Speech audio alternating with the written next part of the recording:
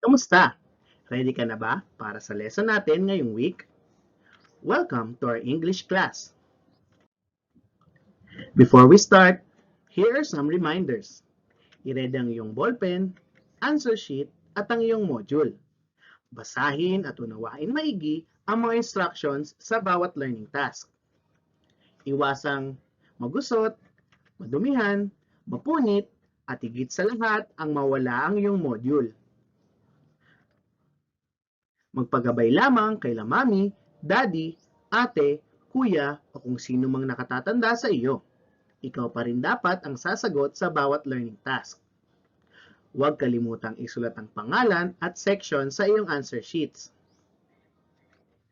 Pwedeng i-pause ang video para mas mabasa o maunawaan mo ang mga instructions. Kung may tanong, gaya nga ng sabi ng lola ni Cardo, huwag mahihiyang magtanong. Last week, we talked about simple present tense. This week, we will be talking about present time expressions. At the end of this lesson, you are expected to use correct time expressions to tell actions in the present. To start with our lesson, let us look at the pictures and read the sentences. He prays for his family every night. They pray together every night.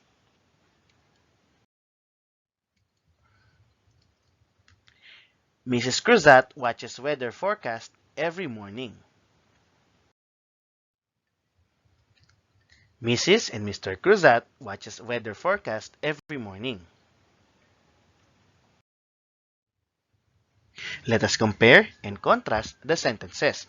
Sentences on the first and the third picture use singular subjects, while sentences on the second and fourth pictures employ plural subjects. Did you notice the highlighted phrases? Those are called time expressions.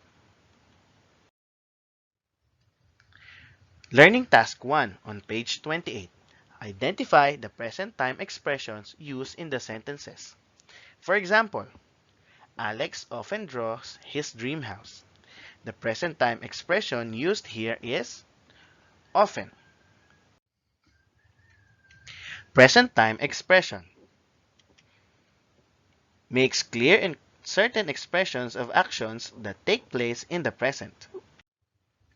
Here are some examples of present time expressions. Use of every and its synonym. Examples: every day, it means daily. Every morning, every afternoon, every Monday, every month means monthly.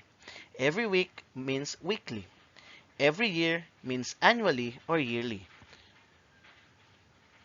For example, Wilbert checks his blood pressure every day or daily. The present time expression is every day or daily. Adverbs of frequency. Examples of adverbs of frequency are always, often, sometimes, seldom, frequently, usually, generally, regularly, habitually, repeatedly. These adverbs usually go before the verbs. For example, Ara always has salad for dinner. The present time expression is always. Days of the week. We put an S for repeated actions. On Sundays, on Mondays, on Tuesdays, on Wednesdays, on Thursdays, on Fridays, and on Saturdays. For example, I play basketball on Saturdays. The present time expression, on Saturdays. Times of the day. In the morning, in the afternoon, in the evening, at night, at noon, at midnight, at 1 o'clock in the afternoon. For example, the bus arrives at 1 o'clock in the afternoon.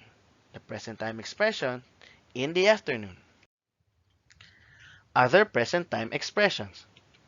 Once a week, twice a month, 4 times a year, all the time. For example, I visit Quezon Province at least once a year. The present time expression, once a year. Now, let us talk about placement of time expressions. Time expressions made up of one word and adverbs of frequency are usually placed before the verb. For example, I always bring my books with me. The present time expression here is the word always, and it is placed before the verb bring. Andrew often visits his grandparents. The present time expression is the word often, and it is placed before the verb visit. Time expressions made up of two or more words are placed either at the beginning or at the end of the sentence. For example, at 10 o'clock in the evening, all lights are switched off. The present time expression at 10 o'clock in the evening is placed at the beginning of the sentence. Bianca attends her dance lesson every Thursday. The present time expression every Thursday is placed at the end of the sentence.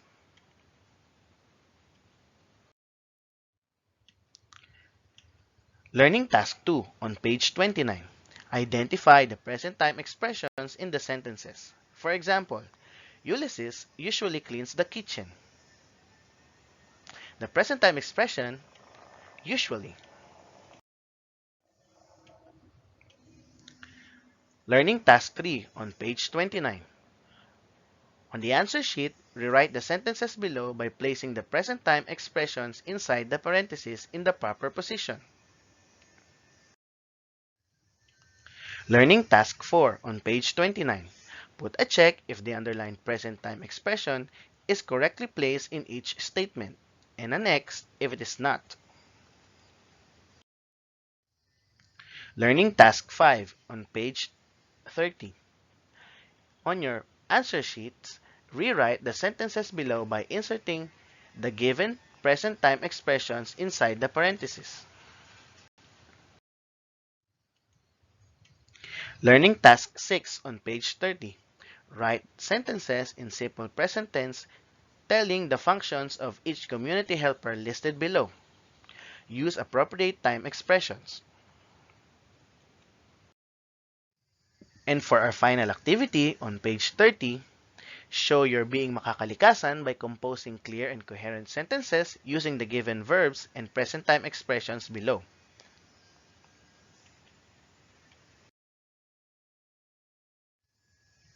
I hope that you understood our lesson. See you next week!